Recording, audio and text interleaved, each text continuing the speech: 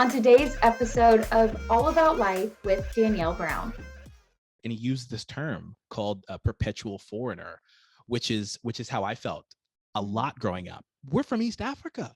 We're Black, and we've married white women from the US. And now we have these cute brown kids here. How are we going to raise them? It's easier to see outside of the big life event that, oh, the Lord definitely had his hand in this, because at the time I was devastated. Shama, what's up? Welcome to All About Life. How are you? Thanks for having me. I'm doing well.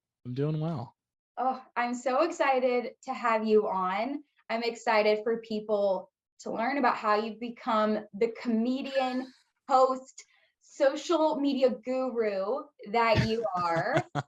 But of course, I want them also just to get to know about you. You have a really interesting life and story and background for people who obviously don't know. We go to church together. We are in the same small group.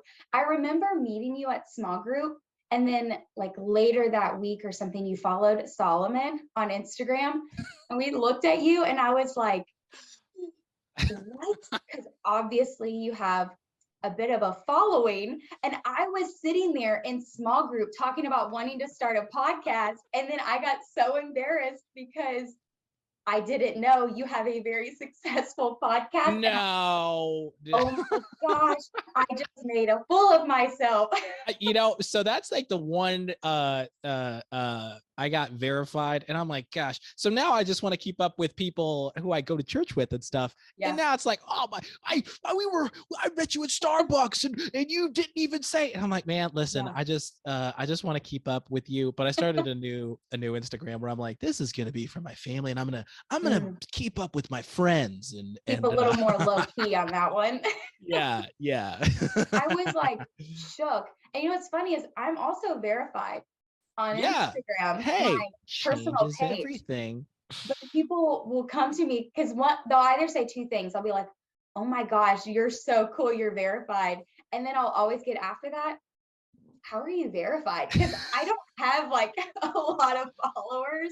And I'm like, oh, you thought I was so cool, and now it's not cool because it just kind of came with my previous job that I got verified, but I'm holding on to it. I do have a cool username now. I'm very proud of that because I got it changed once I got married. My name is no longer Hensley. And so now I'm just Danielle Brown. And I will say, I feel kind of cool about it, but people think I'm awesome because I'm verified. And then they're like, why are you verified? Oh, yeah. It is really cool. I spent way too much time on social media way back. I mean, I've always been on Facebook and Instagram and YouTube, just uploading stuff. And since like 2012. And I remember just a few friends would just see it. They'd be like, oh man, that was really funny. And now the numbers have changed. Thankfully, God has been really good and more people see it. And it's weird. The cool thing that happens now is that people who don't know me will tell people who know me about me. And so then they're like, yeah, I was just at his house. And they're like, you were at his? And they're like, yeah, we go to church together. Like we're in the same. And they're like, you didn't. And so, and then, I'm probably not good about bragging on myself in person. So I'm just kind of like, let's, take it, small take group is, Or also sometimes when you're like, nobody wants to hear about that. I'm like, yeah, let's just be in the moment.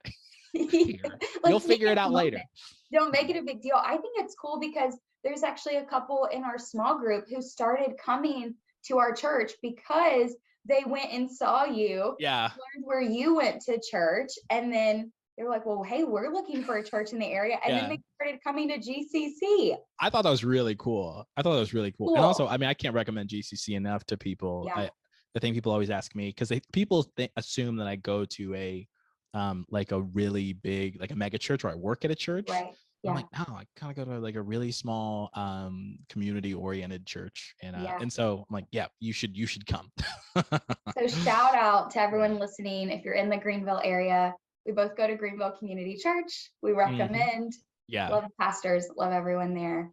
Okay, let's jump into it though. So you said you've already mentioned you kind of started making videos at 12 Yeah. years old. So you had a natural knack for this, but let's begin even before, because I think a really cool part of your story is that you're Tanzanian, you're Yeah. from Tanzania, and then you moved to America, and then you moved back because your parents are missionaries.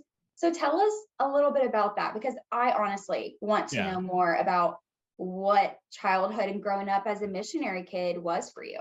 Yeah.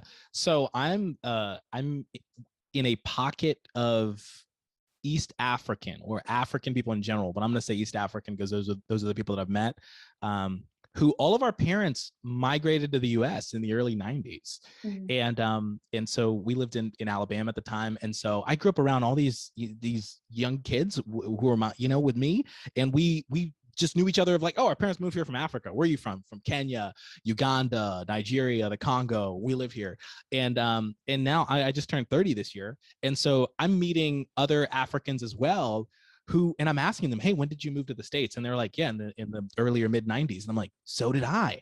And so Interesting. the experiment is now 30 years. We're 3 decades deep Yeah. of now. So many of us, we've been married, we're married, we have families, and we're second generation Africans. And so my family moved here in 94, and my parents, different from other people who move here from from Africa or a third world country. My parents knew that they didn't want to arrive and like stay in the States. And that was a little heartbreaking to me and my siblings. I have an older brother and a younger sister, and we loved America. But our parents were like, hey, we're going to go back to Tanzania. We're going to go back to the country where we're from and plant a church and do ministry. And so I knew that growing up, but I still, grew deep roots, and we played sports and we had really great friendships. And so moving back when I was 11 was very painful. But we moved back and I really enjoyed it. I was very much American. We lived in South Carolina. So I was an overall wearing sweet iced tea drinker, fat back eating, biscuit gravy, all those things. And so we moved back to Tanzania when I was 11, and that was just life changing, because not only did we had to raise support, we had to itinerate in the Southeast, and so we went to different churches every Sunday morning, Sunday morning, Sunday night, and Wednesday night. And so I had this big understanding and experience of knowing and seeing and worshiping at different churches, predominantly Pentecostal, like evangelical churches in the Southeast. And then when I was moving to Tanzania, to a third world country, that I did not know anything of, even though I was born there. And so moving there and learning the language and learning the culture and meeting my family and all these people who I did not know of, because all I knew was my friends. I knew my friends and people that I grew up with or went to school with in Yeah. South Carolina. And so that was like a really good, I told people like for a long time that I've spent half my life in Tanzania and half my life in the US. And now that ratio is off because I've spent more time here. But yeah, that was a ton of fun, and helping my parents plant a church and grow the ministry there. And we've faced a lot of, everything in between. It was not all easy, but I enjoyed it. And I moved back for college when I turned 18. And I remember my dad looking at me and saying, hey, you've done more traveling than a majority of people you've met, you'll meet. And I remember thinking, okay, cool, whatever. I was 18. I was like, oh, that's fine. And then I started meeting people in college in South Carolina where I moved back to. And I thought, oh yeah, I've kind of traveled a lot. I've done so many things, and so many people that I'm meeting and I know and love haven't really done a lot of that stuff. So I'm like, oh, you've never been to Canada or South Africa or Turkey or whatever? And they're like, no, I don't even know where that is on a map. And I'm like, oh, maybe I, it was really blessed. So yeah, I had a really, really cool, just like a fire hydrant blasting childhood of experiences in ministry and the world. So that was awesome. Something that stuck out to me that you just said is that so you grew up as a child here in America, in good old South Carolina. Yeah. I almost said South Kakalaki, and that is so embarrassing. That's so embarrassing. That's something my dad says. Yeah. I'm not You going to should have say just that. said it and just I would have been I like, should yeah, have been South like, Kakalaki. We know South Kakalaki. We know it. yeah, say that proud and Yeah. boldly. Absolutely not. So grew up in South Carolina, and then you said you moved back to Tanzania, where you're from, where Yeah. your family is. but then you moved back as an American, even though you were 11. Yeah. Tell me this, was there almost an identity issue, or was it a little weird that you were like, well, I am Tanzanian, but I feel like I'm American because I don't know your language? Did you struggle there, or your siblings? I mean, you're Oh, pretty young, so maybe not, 100%. but I mm, was talking to a guy from Africa as well, and he's my age, and we were comparing notes. This guy just randomly found my number from somewhere, and he called me. He's like, "Hey, Shama, I'm working on a bit." People will call me for just advice, or they're working on something. I'm like, "Hey, I want to pick your brain about something." I'm like, "Hey, let's talk." And he was from is Africa, your so number just floating out there I don't on know. your verified He Instagram? said he got it on Facebook, and he was like, "Hey, I'd love to talk to you." And he had texted me, and I was like, "Let's talk." Yeah, You've done the work. Let's talk. yeah, you Um, deserve to talk to and me. so, and it was really cool because he was from Nigeria, and he said his parents moved to the States when he was young, Mhm. and he went back. I was like, "Did you ever visit?" Because when he told me he was from Africa and he moved to the States in the early '90s, I was like, "Okay, like whatever you want to talk, like that's secondary. We need to compare upbringings." Yeah. And he said he went back and visited when he was 12, 13, 14, like a preteen. Mhm.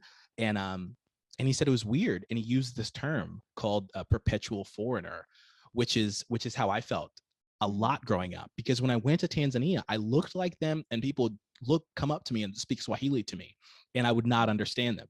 And so they'd go like, "Oh, you're American." And I go, "Oh yeah." And then I'd be in the state in the US, and somebody asked me my name, and I go, "My name is Elishama Mrema." And they're like, "Where are you from?" I'm like, "I'm from Tanzania." And they're like, "Oh, but you sound like us, so you're Tanzanian." And so I was not American enough for America, and also I was not Tanzanian enough. And even when I go back, I went back this year, and people are like, "Oh, you're just you're you're an American." They'll say Mzungu, which is like a white person. You're like a white person, and I'm like, "But I was born right in the hospital downtown at Ilala. Like, Right, where I'm from." So right. yeah, there's this term of like perpetual foreigner that I've talked to a lot of missionary kids, where you split so much of your life between two countries, and you're invested in both places, that you don't really fit into any of them, either one, a Yeah. whole like 100%. Yeah, I don't know. I still don't know to this day. Yeah, I Um, wanted to ask what it's like for you now, because this also could be slightly applicable, right? So my husband is interracial. His mom is white, his dad is black, and he always said, he loved being biracial growing up because he's like, I yeah, got the best of both worlds, but that wasn't always the case for his yeah, friends or even his siblings, who either they weren't white enough, or they were too black, or didn't fit in with their black friends or didn't fit in with their white friends, and they never felt like they had a place. And thankfully, I'm praying that it's becoming yeah. more okay and normalized and good and accepted. But now that you're 3 decades into life, and I think there also is a confidence that kind of comes once you get older, that you're like, I just don't care I anymore. don't care. But Yeah, yeah. I can't speak to that, unfortunately. What has it been like for you now as an adult, visiting home, or is that weird to say, visiting home, or Yeah, but that's here, what I'm your home saying. here? Because Like, I'll visit what is home, and I'll talk about home. And when I say home, I mean my house, this house right? where I'm at right now in Greenville, South Carolina. People are like, Good old "Oh, South your home is Kakalaki. here." Yeah, yeah. And they're like, "No, no, you're not. That's not your home." And I'm like, "Yeah, but I've got this is where I've lived for the past Mhm. 12 years now." Um, I it was it very much is it's a group project. Grace, my wife, and I, we have two kids, Ezra, Zoe, and one on the way who could be born any day now. That um definitely will be here by the time this podcast comes out. yeah, You'll have yeah, 3 kiddos. man. And so, and my wife is white and from from Missouri. And so I've one of the best things that's happened to our lives and to our marriage that's been a real blessing is meeting up with interracial couples here in South Carolina where we live. And we'll have them over for dinner, or they'll have us over, or we'll meet up together. And we're always talking about this idea of like, "Hey, you're you're we're from East Africa, we're black, and we've married white women from the US, and now we have these cute brown kids here. How are we going to raise them? Do you go home enough? do you FaceTime your parents enough? How much of the culture do you want them to learn? How much of the culture can they learn while living in South Kakalaki? What how much of the language do you want to teach them? Should they learn? Do you speak it to them at home? Some of our friends do, some don't.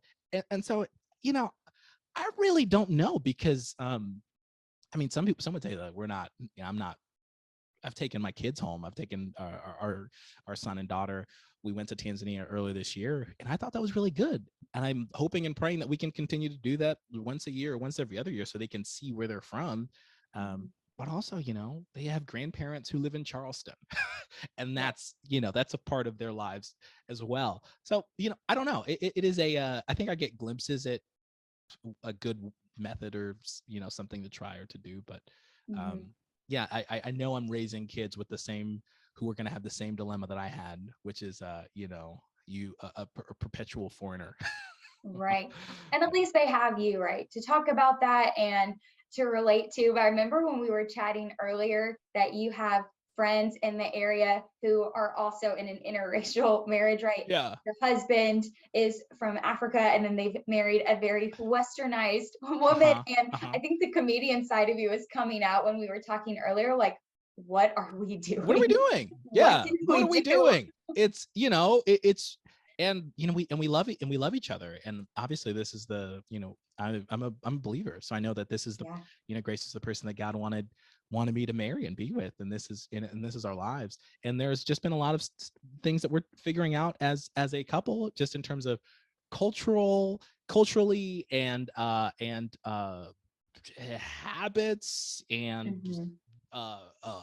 just things that we're doing, that we have to like learn each other. And I mean, you're married, Yeah. you have to I learn am. somebody else anyways. Yes. I don't think there's any more or less difficulty regardless of where you're from. I think as long Yeah. as both parties are willing to put the work in to accommodate the other person's weird quirks, weird foreign quirks Yeah. and Differences. habits and differences. Yeah, it'll work. So yeah, it's been a huge blessing, and I wouldn't trade it for the world. I think um, for a long time going to school here in the Carolinas, I remember thinking, man, I remember that I've probably never said, but I thought it'd be easier if I was white. It'd be easier if I was just like American, just because Mhm. I was one of two black kids in my class, and the two of us made up six black kids at our school. And so we were kind of the odd people out. But then now I'm like, wow, what a huge. I'm from a different country. I know my parents. I know my culture. I know my history. I have this whole other part of me that a lot of people don't have, because of their lives are within 100-mile radius of where they were born. And Yeah. there's nothing wrong with that. But I thought, kind of, it's a traveling and knowing and talking to people, and kind of discovering a part of my life and history that I went, oh, this is cooler than what I was jealous of when I was going to school and felt weird. Yeah. I think it's such a beautiful thing. I mean, obviously, right? I married an interracial man. I think it's such a beautiful thing that Yeah. his mom's Italian, like 100% Italian. His dad is black, and then I'm white, very European. And I think it's so cool that he has so much culture and history and like part of his life, and he gets to fully embrace both of those, being black and being Italian. And he's, always jokes that he's like, anyways, I'll leave that out. That he gets, best of both worlds. Yeah. And I think about like when we have kids, how much I really want them to embrace being white and Italian and black. And you have almost Yeah. three children here, and knowing that you used to have those thoughts of, man, it might be easier, or man, I feel like I Yeah. don't fit in anywhere. You would want your kids to feel awesome that Right. that they have two different cultures and races, and that they get to be both. And what would you say to your kids, or to someone who is listening who is currently thinking the same thing of, it'd be easier if I Yeah. wasn't me? Whatever. Yeah. For a long time, and this is like a really cliche answer. And if you know any kind of comedy that I make in terms of the Christian world, I hate that. those kind of spiritual churchanese cliches. But I remember my dad really hammering home the idea that, uh, we are citizens of the kingdom of heaven. Like our citizenship, our lives, our skin color kind of dictates where we're from, where we're born, or whatever, and our last names and our history. But we really belong to something bigger, and that is the kingdom of heaven. And so knowing that, I think I grew up with, even though it was probably a difficult concept to understand and receive and to agree with as a 14-year-old. But now I'm like, oh yeah, wherever you're from, whatever you believe in, however you feel, I think we're all part of something really bigger. And my father-in-law always reminds me of this when we think of, or he feels like he faced a lot of hardships in life, in terms of finances and filing for bankruptcy and moving his family and being a part of failed business ventures, and having different careers that didn't pan out and some did. And every time that we talk together, and he always encourages me that, hey man, everything that happened, he moved his family from the Midwest to Charleston, South Carolina, to be a part of a real estate business, that ended up kind of tanking and tanked their finances. And so he's like, look, but I think about that, and I think about all the things that I could have done. This is my father-in-law, Mr. Mark, talking. He's like, I think about all the things that I could have done, the what I was hoping to pan out, and that didn't pan out. But then he goes, and then I look at his oldest daughter, Ariel, my sister-in-law, and their 4 kids, and her husband. And then he's like, and I look at you married Grace, and that happened because you were both in South Carolina, and now you're almost, you're 3 kids. And so there's this way of, you think, oh, it's not working out. But then as you get older, and your life changes and evolves, and you meet people, and you meet somebody, and you get married, you can look back, I would say, for especially for me in my life, where you can look back and go, wow, it all worked out in the end. And you can kind of trace the web of, oh man, I did this and I did that. And then my wife and I, Grace, like, we lived in the same town for almost like 10 years or whatever. Oh, no, maybe like 5, while she was going to college, and we never knew of each other. And I'm like, I'm sure we were at the same birthday party or something at one point together, but we're watching this web of, like, oh wow, all these different things and people and time that and here we are together. And a lot of times we're thinking, oh, it would have worked out if what would have happened if what we wanted to have panned out. The person that she was dating, or the person that I was dating before we met each other. You're like, well, it would change the trajectory of our lives. But in the end, God is sovereign, and God's plan kind of worked out for us. And so that's what I take solace in. Yeah.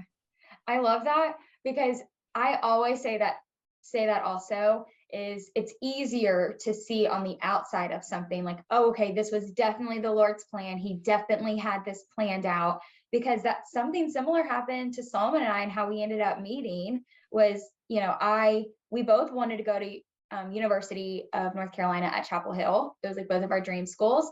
Neither of us, he didn't get picked up to play football there. I got like waitlisted or something. So then I was supposed to go to University of Tennessee, and literally 2 weeks before school started, my mom was like, they're not giving you the financial aid. They said, like, we can't afford this. We need a backup plan. Like 2 weeks before school starting, Gosh.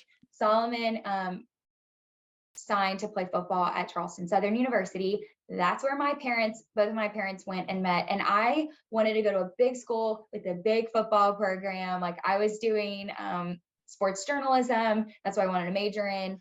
So we ended up, like, one night, literally sitting at a baseball game, decided to go the next morning and tour CSU. We drove down the next day, prayed about it. Charleston Southern is a small school, and we'll bring up going to small schools here in a Yeah. second, because I thought CSU was small, and where you went, way smaller. Smaller. Like, Yeah. it doesn't count, I feel like. But not to take credibility away, Yeah. obviously. But ended up going down to Charleston Southern, applied on the way down, was accepted. They had rolling admission. That was the only way I was allowed to, like, join, enroll so soon to school starting. Yeah. And then obviously we both ended up at Charleston Southern. We met, fell in love. Yeah. All the things. And, I say that, and there's another podcast episode that talks more about how we met. If you want to learn more Yeah. about our relationship, go find the other All About Relationships podcast. But it's easier to see outside of the big life event that, oh, the Lord definitely had his hand in this, because at the Right. time I was devastated that I wasn't going to University of Tennessee. I couldn't believe I was going to CSU because it was a small school with, I mean, it did have a very great football program, Right. obviously, just all, Yeah. but was not, the plan that either of us had. And we both wanted to go to the same big Yeah. school, didn't get in, ended up at the small school. And then you were talking about you and Grace were like in the same town. I'm sure we've Yeah. been at the same place. So I'm from Gastonia, and in high school, I went to a Clemson football game with my best friend at the time because she was a big Clemson fan. Solomon is from Clemson. And I showed him this picture. It like came up on my memories. And I was like, oh, here's me at my first Clemson football game. And he was like, I was at that game. Like I was sitting right over there. And of course, we like Oh man. didn't meet. We had no idea about each other. Yeah. That was way back in high school. But it is cool to see now how the Lord works. But obviously, at the time, it was a little devastating. And Yeah. there's even more examples of that in my life, but you know. I think, one of the hey, I sound so old by saying this, but every time I meet somebody in college and they've got like this 5-year plan and they're like, yeah, I'm going to go here and then I'm going to do that. And then we're going to buy a house and then we're going to sell the house and then get into real estate. I'm like, anybody under like 20, young people, and they start saying that, I'm like, oh man, ah, God bless you. I pray. Don't doubt me. I pray that works out exactly as you believe and you've laid it out. It probably won't, and I hope that you'll be okay if it doesn't. Yeah. Because everybody has these grand plans of like, oh, I'm gonna go here, then I'm gonna do that, then I'm gonna be excuse me, then I'm gonna meet this person, I'm gonna do this. And I mean, I would say for a majority of us, it Yeah. does not work out the way that the 5-10 year plan that we planned for Oh, ourselves. absolutely not. And thank God, I'm like, thank God it didn't too, Right. later Because on. it's better, right? The Lord's plan is better, but it's definitely not what I would have, Yeah. pictured for myself. Did you picture yourself going to a Bible college of 80 people? No, I went to a Bible. Yeah, the smallest Bible. I had applied at 2 other colleges, um, praying, hoping, wishing on a star that I could get in, and it didn't work out for finances and timing, and same thing. I was applying like a month in advance, and it didn't work Yeah. out. And so the college that I went to that happened to be here in Greenville was like a last resort. And even my parents were Mhm. like, sorry, just go and just transfer out, I guess. I don't know. Right. And I moved here and I I did transfer out and I kept going. And then Yep. Greenville grew on me, and then Greenville grew, period. Yeah.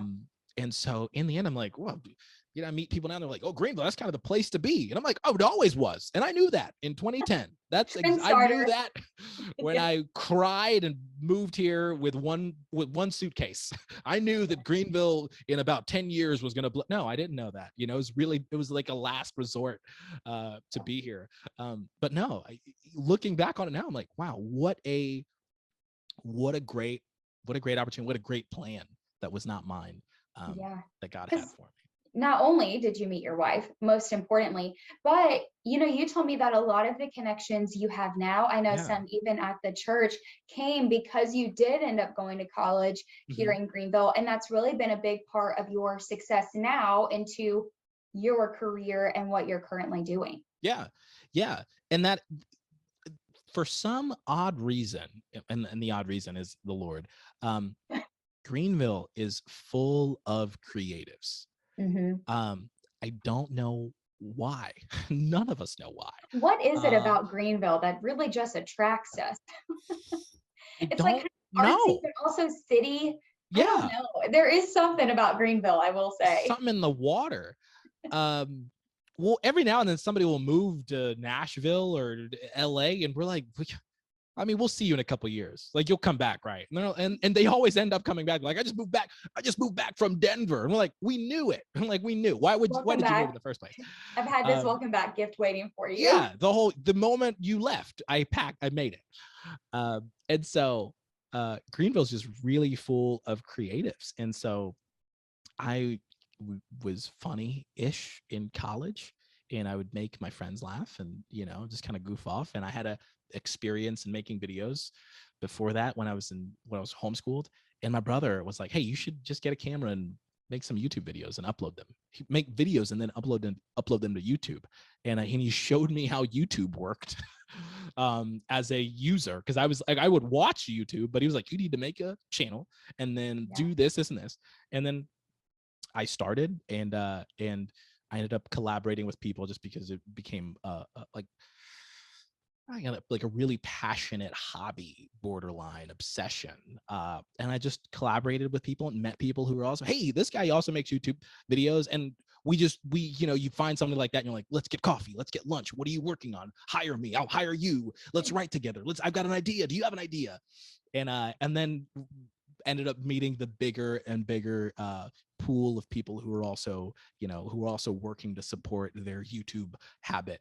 And then together we just started creating, and I got a job working at a production company thanks to a friend of mine named Zach.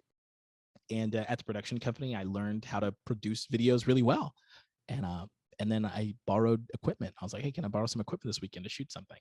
And every time I borrowed something, they'd be like, "Yeah, just clean up, charge up the batteries, clean up the studio afterwards, and return everything by Monday." And so I would, and I started making stuff that a couple things went viral and they did really well online. I thought, "Oh, whoa, this is nice. This is a ton of fun." And it helped that I would say the main ingredient was collaborating with people who were smarter and more talented than me, but were also gracious enough to invest their time and a Saturday, uh, their free day with me to make something really silly that I wrote. Yeah. And so, yeah, and that's thanks to, I've heard that bigger cities, where cost of living is higher Mhm. and work is plentiful, rarely do people take time to invest in something with your friend. But Right. Greenville doesn't have that dilemma. I think people are very much willing to, like, you could if you promise to buy somebody coffee, you can buy in 2 hours of their time, That's so uh true. That is easily. so true. All it takes Easily. is a coffee trip. All it It's fair. is. Or I've just been like, "Hey, can I buy you lunch?" And they'll be like, "Yes." And then, they'll just talk to you. And people Yeah. are, and so that's been really, that's the main thing I love about Greenville. People try to get me to move, and I will not. Which I'm thankful for because we love having you guys. I think what's very humble about you is you keep giving credit to all the friends and people who poured into you, which you have to do, right? Like you Yeah. make it here on your own, but you did have a natural talent. You used that for the Lord. The Lord is honoring that. And now, honestly, I'll brag since earlier you said you're not good at taking brags, but you're on the other side of things now where you are very successful and you are doing this as a living and full time. Yeah. And you are hosting the Dove Awards, which I'm not going to lie, I The was like, pre-show. that if I was asked to do that, I would have been like, I have made it, Move, whatever. move. Yeah. Exactly. Whatever made it means, I would be like, "Oh my gosh, this is the Yeah. biggest thing." But that's a really cool success and It's something that's awesome. really cool. You're on the other side of it. And now, I mean, you're helping me out. You're Yeah. giving me tips of like programs to use and hey, this could be better and this is awesome. And now you're getting to support people, but you're doing some really cool things. Stand-up comedy, you're going on tours and going to host events. Let's talk a little bit about it because I Yeah. also think your niche is playfully and respectfully joking on Christians because Yes. you Yes. told earlier you grew up going and visiting a lot of different churches. Too And many. I also, yeah, too many. I also grew up in the church. My dad was a pastor. We were Southern Baptist. And so when you said, hey, we were going to church Sunday morning, Sunday afternoon, Wednesday night, that spoke to me because that that was me. That was us growing up in church. And wow, does it look different now? Yeah. But you've seen a lot. And to be honest, respectfully and playfully, there's a lot that you can joke about in Oh the yeah. Christian Oh yeah. church world. And you've kind of taken that and have made it a career. Tell Yeah. everyone about your jokes. Man, I've just had a blast. So I would say I'm one of those. If I was at church, I was sitting in the back and I was most likely cracking jokes with friends. You know, like that's just it. Like you're kind Mhm. of injecting commentary about the sermon or what somebody said or what they didn't say or Yeah. what they how they read a verse or how they misread a verse or something. And so I just would, everybody comes up with these things, funny things with their friends. Mhm. And then I was kind of dumb enough to go, hey, I've got a dumb idea and I've got money. And I don't have a lot of money. It should probably go into retirement, but I want to invest in this thing. And so yeah, I just had friends. We would write things, and we wrote a fake worship song called the Worship Song that did really well. And I had multiple people from Christian music labels reach out to me. They're like, that song is hilarious. And I'm like, if I would have wrote a real song, maybe I could have got signed and gotten ahead. But we Come didn't. on. And I wrote a song called VeggieTales Remix because I grew up on VeggieTales. And Oh, yes. and I then was gonna bring that one up because yeah, I think that one is funny. Like that's one of yeah. my faves from you. It was, and stuff like that too. Is just like, hey, I think I want to remix the VeggieTales theme song, and then friends would be like, okay, let's do it, Yeah. And then we started, and it took way too long, and it cost way too much.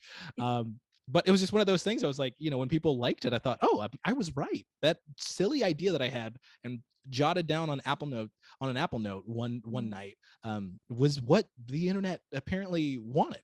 Um, Mhm. so yeah, we've just had a lot of fun of chasing these uh rabbits of, hey, is this, I've got an idea. We'll call my friends and we'll call each other up middle of the day or 3 a.m. And I'll just be like, I've got an idea and I want to lay it out. And then we'll just start writing. We'll just start writing on the phone there, a song or whatever. And then we're dumb enough to to produce it many months later and then You put it out say there. dumb enough to do it, but I mean, obviously it's doing Yeah, pretty well it and there's it is. success. Well, that's the well, sometimes the idea is like, man, the buy-in for this is really like we needed like let's do like I feel like if I would have invested in real commercial filmmaking or something, like, Yeah. you know what I mean? Like I'm like, we would have been financially further, but we really love what we do. And the main thing, when I knew, I had some friends who kind of counseled me, it was like uh, uh just the idea of groups, people collaborating frequently don't last. And Mm. you see that time and time again in bands and um, troops or whatever, comedy troops or whatever. And so I knew that I wanted the people and the friends that I work with, I wanted us to work together for a long time, and I still do. And so it was important that, hey, let's collaborate. Let's all have a say. Um, if something is whack, please tell me. Like, you're not here to fulfill the Shama dream. We're here to build something together, and so it's helped that we love each other, we create together, and then it does well. And so we all kind of take pride in the fact that, hey, remember that time we made a fake worship song in like a day, and it took way too long, and we ate too much Chick-fil-A, and then it's got 500,000 views on YouTube. We're like, that's crazy, that's so cool. But yeah, it's been cool. I don't know why I get invited to I was at the Dove Awards and then the Caleb Fan Awards earlier this year, and I'm around people who are way more talented and way more serious about their careers than I am. And then I'm just there. I'm there backstage with like Lauren Daigle and Kirk Franklin, and I'm like, see, this is nuts. This is pretty This is cool. nuts. Yeah, it's really cool. And I will say, I mean, I downplay it, but that when you anybody can do anything online now, just in terms of creating or starting anything. And that was me, starting something way back when. Uh, and for a long time, my parents, they were like, hey, you maybe should just get a real job while you're doing that. Yeah. Um, and that was wise advice. I'm not saying this, it was very wise. I did not listen, Hmm. but Hmm. it was very wise advice. And not following through with that and believing in what I wanted to do and taking chances, Mm. being at an event like that, it's really, it's like a little seal of approval of going like, oh, okay, maybe I was right. And on this path that I was on, and God has been faithful. I think that's amazing. So That is yeah, also really encouraging to hear. I think not only for me, but I mean, you mentioned Greenville is full of creatives, and there are a lot of people out there that want to make their hobby or their passion or something they're naturally good at a full-time thing, and they want to yeah, be successful, whatever success looks like for them in that space. Like they want that to work for them. right, And you were like, right, hey, maybe I should have taken a full-time job and I struggled a little bit because I didn't, but I trusted God. I got yeah, with friends who were around me and loved me and supported me. And we made it. Like yeah. we're making it. That's encouraging. I mean, for me to hear personally. It's been really. I mean, the journey more than anything else. So I worked at a church when I went to Bible college here. I got a job working at a church. I was a youth pastor, and I loved being a youth pastor. I loved working at a church. My dad was a pastor, so did your dad. So my goodness, pastors don't want their kids to do anything else but work at a church. Like that is You have just to grow up a pastor's kid work a sacrificial job. and work in like that's it. And so my dad was really proud. My parents were, my mom too, when said I'm working at this church. And not only that, I'd stopped making videos. I'd stopped doing anything YouTube related. And I Really? was like, I think I want to double down. This is what I want to do. This is what I love doing. I Mm, want to serve God. Um, and I'm going to put that in air quotes. Like I want to do ministry. I want to serve God. I want to be all in mhm, mhm, to ministry. And then the job at the church didn't work out, and the pastor knew it wasn't working out with me, and I knew it wasn't working out. And then there's, we started butting heads, and he was like, hey man, I think I need to let you go. And but do you want to be let go? And I was like, I think I do, because I kind of mm, realized like, hey, I'm not going to be a good church employee. And also I don't think I want to just work for another church after this and work for churches till I die, or I'm a right. senior pastor who dies. um and so when he let me go, that was probably the best thing that ever happened to me, because then I got a job working at a production company, and Right. I started making comedy again.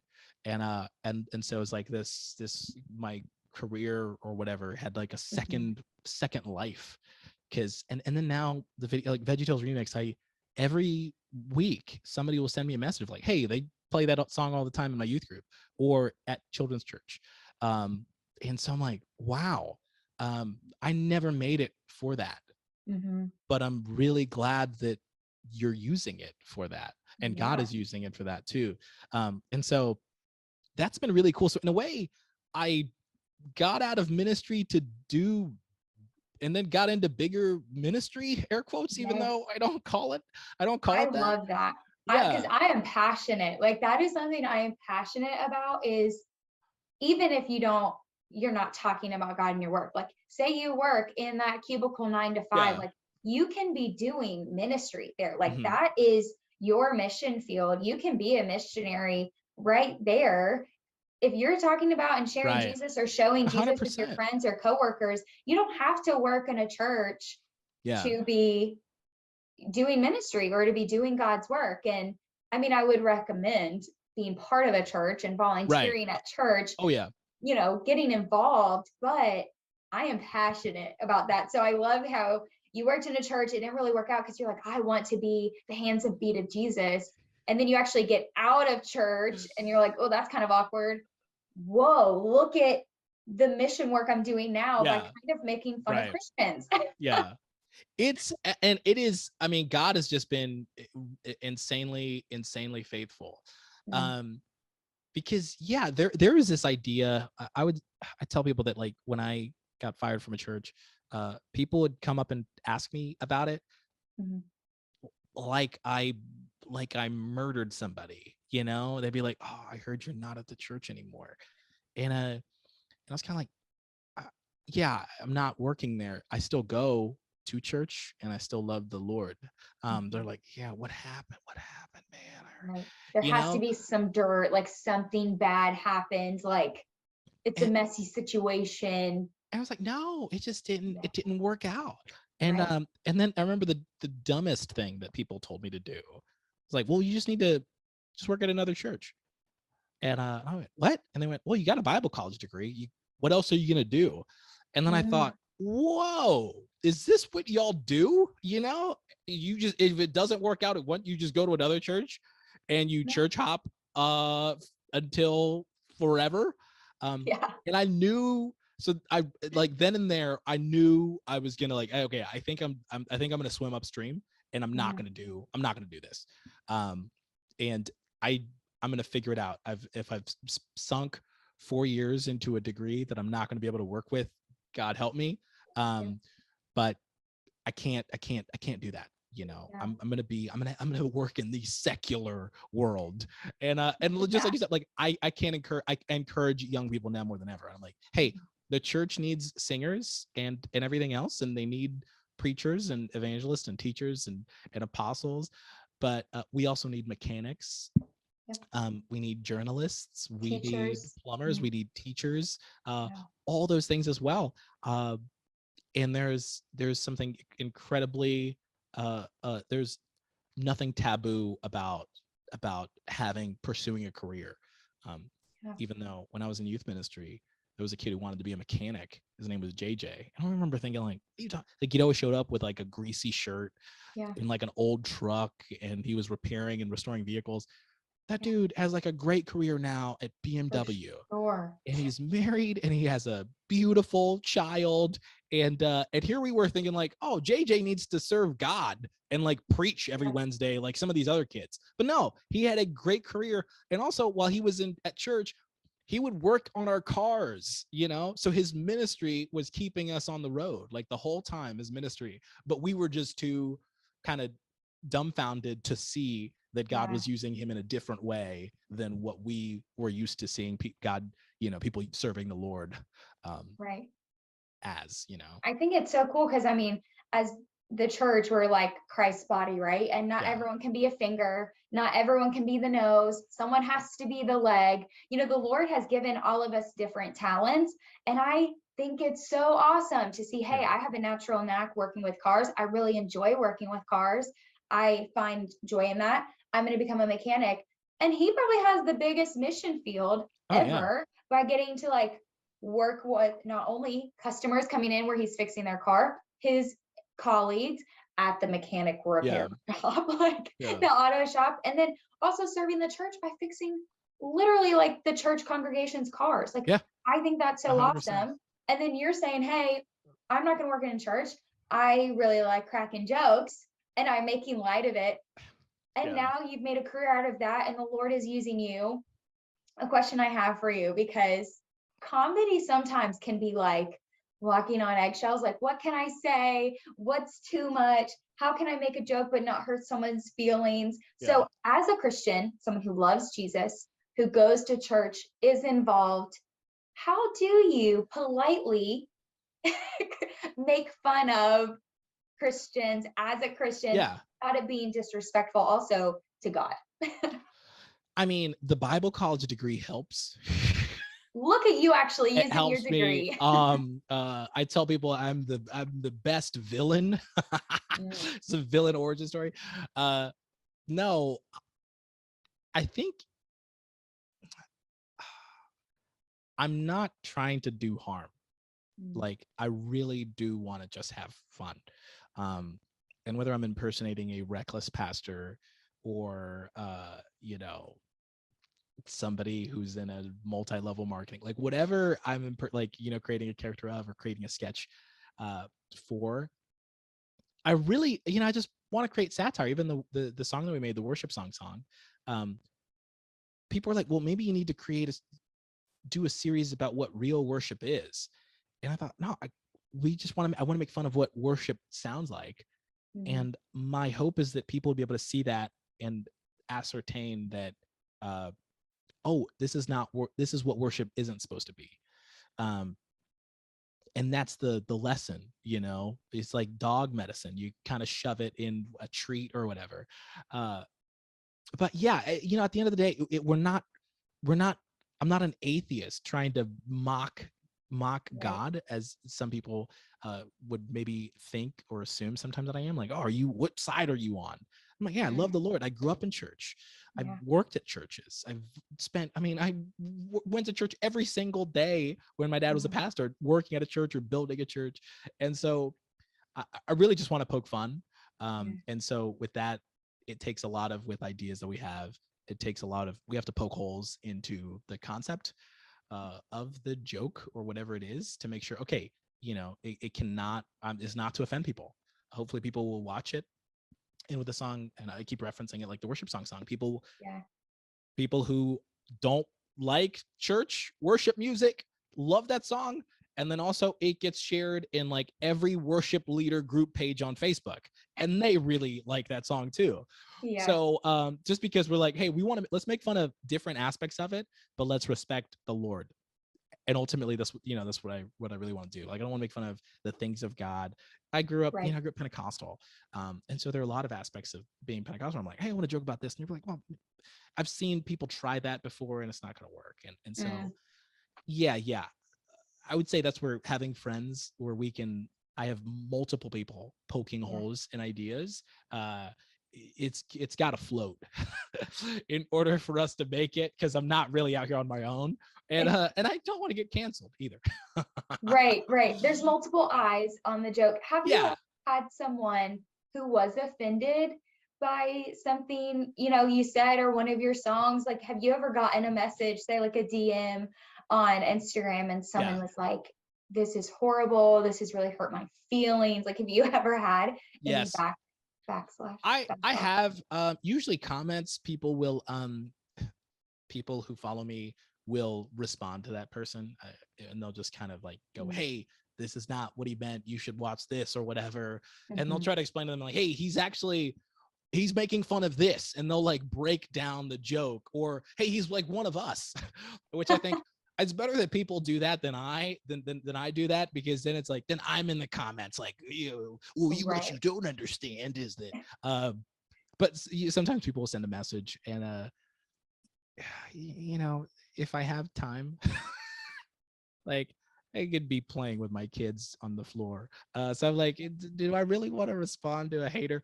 But I'll say the last time somebody sent me a message, they were like, a couple weeks ago, somebody's like, man, you really fell off. I responded back, thanks, man. And they went, hey, I'm just kidding, man. Love your stuff. And I was like, hey, man, did you just want a response? Did you just want a response from the beginning? Yeah. I've heard that's happened so many times where, like, people say that if you respond to a hater like that, especially in a direct message, they're usually like, I was just messing with you, man. How you doing? And you're like, it's probably because they, what is it, like they're walking away with their tail between their legs, like they kind of got caught. They didn't expect you to see it. They didn't expect you to like see their name and respond. And so now they're like, just kidding, totally joking, love you, didn't mean it. I just try to explain to people, really just kind of like, hey, I go to church every Sunday. I love the Lord. I want to see ministry and church and people, all those things flourish, and people come to know Jesus, and people follow the Lord, and people continuing to follow the Lord. And so I hope if what I've created, then usually people are like, this is not good. And I'm like, oh man, but 10,000 people liked it though. You know what I mean? Like, it's already got some people. Like, I know you're saying it's not good. It's just not good to you. And I'm assuming you watched it, so thanks. And you commented, so you're kind of helping the algorithm. So even though you hated it, you're kind of helping other people see it by. So I would hope that I'm not doing anything. There are people who create stuff just to get a rise out of people, and they talk about politics or whatever, or you name it. And I'm like, no, I don't want to do that. I want to make fun of churches and church culture in a loving way, music in a loving way. And if the shoe fits, lace it up. Mic drop. Shama, that's for you. Yeah. This was meant to kind of ruffle your feathers, particularly. Right. Yeah. Shama, what's next for you? For everyone listening, where can they find you? What can they expect from you? What do you have coming up besides welcoming baby number 3, which I'm so excited for you guys? I can't wait. What's next is really being a parent to 3 babies with my wife, and so I'm very excited about that. You know, I don't know. Can I tell you what I'm really excited about? This is not even Please, career we're wise. getting real here, Shama. Look, Tell me. I am so excited for fall. My wife and I, we're like fall holiday junkies. And so I'm gonna I wear, people call them Cosby sweaters. And I'm like, he didn't patent them. All right. So I love cozy, oversized sweaters. So that's what you could catch me in all fall. Um, worked on a show with for TBN called Centuries Collide. I don't know when that's going to come out, but that's also taping in October out in Tulsa. So I'm excited about that. Exciting. I'm going to be in Nebraska for a comedy show at a church. I'm going to be in Wisconsin at a conference sometime. I've got a website. I don't even know if I've got that stuff on there, but I'm more than anything, I'm excited about this back season of the year. Fall is one Yeah, of my favorite times of the year, and me we're too. excited to have a third baby to enjoy it with. But yeah, I've had some this summer, this year in general has been Yeah. really, really awesome. Traveled a ton. I've really Yeah. enjoyed our family and everything God's been doing, and the career has been going really well.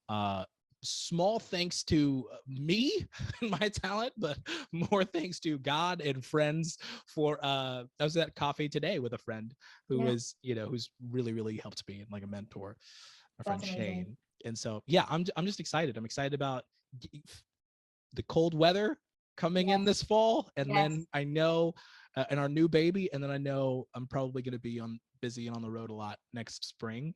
How For everything. exciting. So yeah, I'm pumped for really. you.